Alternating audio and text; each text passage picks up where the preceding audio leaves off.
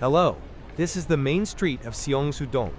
Seongsu-dong is currently the hottest place for young people in Seoul. You could say that all the latest trends in Korea start here. This used to be an industrial area with many shoe factories and machine repair shops, but now it has transformed into a new cultural center, with stylish cafes, galleries, and select shops. It's similar to Brooklyn in New York, or Bankside in London. As the manufacturing industry developed in Korea in the 1960s, the industry that started from light industry expanded into heavy industry, electronics, and semiconductor industries. It gradually developed into a cutting-edge industry, but the shoe manufacturing and fashion textile manufacturing industries that needed more cheap labor declined. So the shoe factories here also moved overseas and lost their vitality. Young Korean entrepreneurs who don't have money create new spatial experiences by utilizing closed factories with cheap rent. Restaurants and cafes that maintain the exterior of closed factories but have neat interiors are created. Most Koreans in their 20s have never lived in old buildings built in the 1960s. Most young people in their 20s have grown up in newly built apartments built in the 2000s since birth. 50% of Koreans live in apartments, and apartment culture has been established since the 1980s. This is also called apartment kids in Korea. When these young people see old, abandoned factory buildings, they feel like a very fresh experience. In Korea, the 70s culture has been popular again since 2019. This is known to have had a similar effect worldwide. It can be said that Korea was no different. In addition, not only artists, but also startup headquarters are moving their offices here. It is the trendiest place in Korea and is designated as a semi-industrial area, so real estate regulations are lower than in other areas of Seoul. That is why you can build large buildings. Many companies have already relocated or are planning to relocate their headquarters to this area, including K-pop entertainment agency SM Entertainment, Krafton, famous for the PUBG game, and Musinsa, Korea's largest fashion platform. Some people believe that Seongsu-dong Street will not be a passing fad due to the relocation of these Korean companies' headquarters, but rather a long-lasting trend. This street is where the most pop-up stores are held in Korea. About 40 pop-up stores open here every week. They rent buildings for short-term periods of 2 to 4 weeks and use them as spaces to promote their brands. In the past, there were many places where people with limited money would test their products to see how consumers would react. But now, famous brands are increasingly opening pop-up stores for promotional purposes. As a result, there are concerns that merchants who previously paid low rents will be forced out. This is because in the 2010s, Gangnam Garo-su-gil was the hottest place for young people. However, because the rent of the buildings there is expensive, and there are only famous global brand stores, it has become an ordinary street and a place that people no longer visit. Some people are worried that Seongsu-dong Street will become like Gangnam Street, but we will have to wait and see what happens. It doesn't seem to be the case right now. You can see a lot of people on the street. I visited around 5 p.m. on Sunday. I came during the busiest time. It's like walking down Myeongdong Street in Seoul. There are really a lot of people. The difference from Myeongdong Street is that you can see more young Koreans here. If you look to the left, you can see people taking commemorative photos in front of the Dior store. This place has become a landmark on this street. Since the entire building is made of transparent glass, it looks like a crystal palace. Because it is such a pretty and eye-catching building, it has become a famous place for people to take pictures in front of it. Dior opened here in 2022. They predicted that this would become a trend for young Koreans in their 20s and opened a store here as the first luxury brand. Their prediction was completely right, and although Dior was originally popular in Korea, it has now become an even more popular brand for women in their 20s. Dior is especially famous for its brand that emphasizes women's beauty. However, there is concern that this will lead to poor 20-somethings spending outrageous luxury goods. Korea is already the world's #1 country in luxury goods consumption per capita, so it is crazy about luxury brands. Korean women, as well as men, buy expensive cars that do not fit their spending standards. This is already a trend worldwide, but it is more serious in Korea, which is very sensitive to trends. In Korea, there are many people who want to feel superior to others through conspicuous consumption. Of course, each person has different preferred values, but it does not fit my personal values. On the right, there are many people taking pictures with Jennie of K-pop artist Blackpink in the background. They are taking a commemorative photo next to the store building of a Korean cosmetics brand called Tamburins.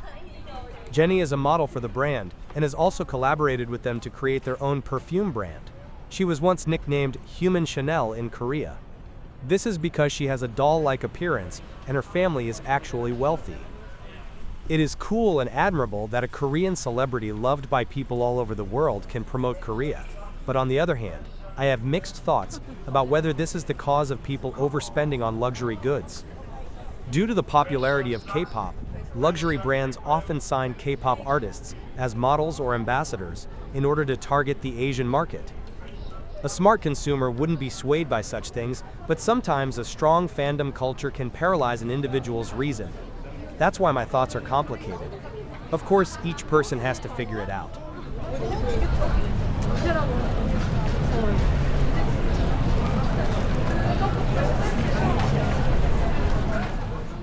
I came here 3 months ago. The stores have changed since I came here last time. I can see how many pop-up stores there are here. The street looks different every time I come here. That's the fun of this street. It feels like I'm in a theme park.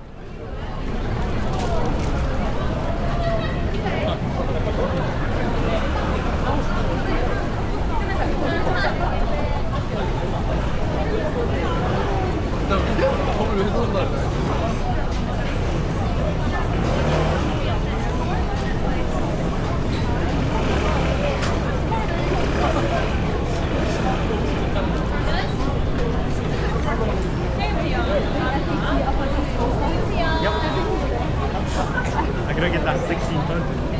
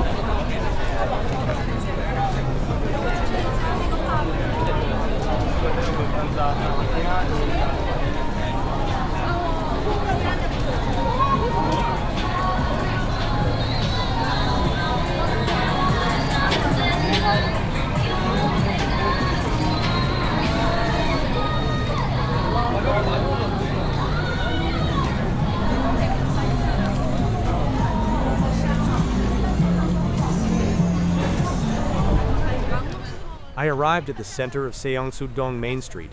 If you look to the left, you can see the elevated road where the subway runs. You can see the brick buildings in front. In the past, it was a rice mill that removed the husks of rice, and then a warehouse that stored factory supplies. It has now been converted into a cafe and gallery space. It is one of the most popular buildings on this street. It is a cafe, but the store name is still Dior Warehouse, which is the old name. When you go inside the building, it is completely decorated with a sophisticated interior. And as you may have seen while passing by, you must have seen many red brick buildings. There are some buildings that were built a long time ago, but the city of Seoul is providing bricks for free when building new buildings to create red brick buildings on this street. It has an old building feel, but they recently decided to maintain this atmosphere for a long time. It is said that the proportion of red brick buildings in this neighborhood is currently about 30%. If the exterior walls of new buildings being built in the future are also changed to red brick, I think the neighborhood will become even more wonderful in 5 or 10 years.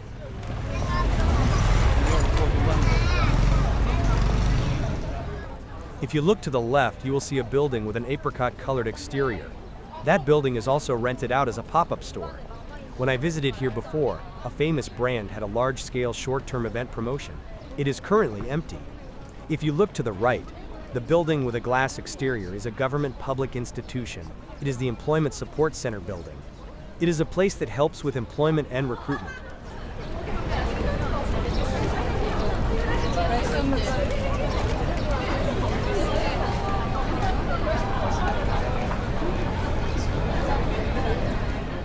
You can see the red framed building on the left of the public building. It is a shared office building called KT&G Sangsang Planet, which is an incubation office for startup companies. The first floor of the building is free for anyone, even if they are not an office tenant. It is a resting place for people who often visit this neighborhood. As you may have seen while walking, there is not a single bench where you can sit down for a while. Originally, this was an industrial area, so there is no proper walking path. So if you want to take a break, you have to order a drink at a coffee shop nearby. However, since the cost of living here is extremely expensive, it is 1.5 times more expensive than other neighborhoods. Considering the hot places that many people visit and the high rent, it is inevitable.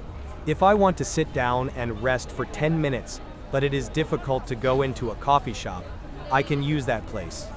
The interior is also very stylish and neat. It's a truly wonderful place for people who have nowhere to go. If you look to the left, you can see a tall building. That is the headquarters of Musinsa, the largest fashion platform company in Korea. The company started as an online fashion community in 2003 and has since developed into a web magazine, app platform, and its own fashion brand. It is a company with such great influence that the suits for the Korean national team for the 2024 Paris Olympics were designed there. In particular, Musinsa is actively purchasing real estate in Seongsu-dong. In addition to the headquarters, there are 3 sales stores in this neighborhood, and the unique feature is that all 3 stores have different concepts. The first floor of the headquarters will be used as a pop-up store for this brand, so there are 4 stores here. It seems like the CEO of this company is trying to lead fashion trends here.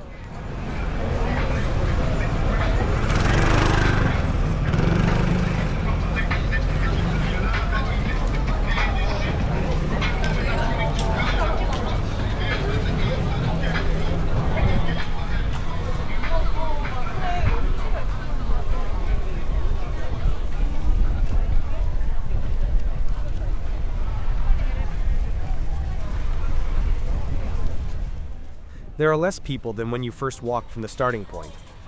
The middle of the street is where restaurants and cafes are located, so it is very crowded with people. This street is mainly made up of fashion brand pop-up stores.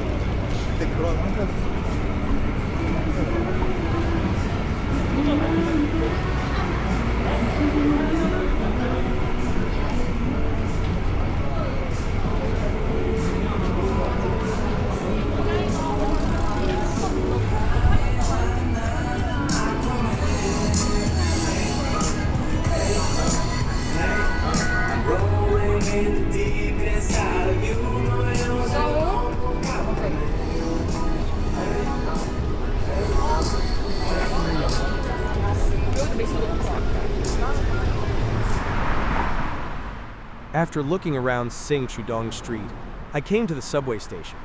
The overpass on the left is a subway-only bridge. If you follow the left-facing sidewalk, you will arrive at the center of Seongsu-dong Street.